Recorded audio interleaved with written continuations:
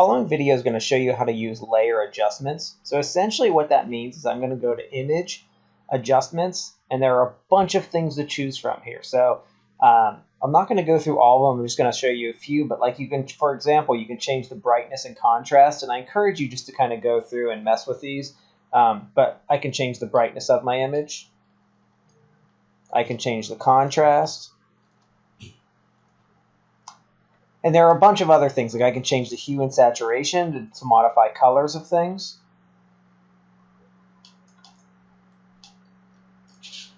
But what I'd like you to do is really to go in and play with all the different features. So there's also, black and white, which makes my image different shades of black and white if I want to play with it.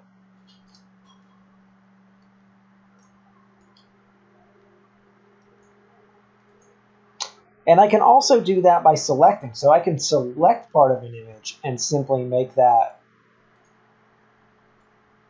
just modify the brightness of that. So if I just selected the person, I could make them and change the brightness of just them. But that's how you use the layer adjustments. Thank you.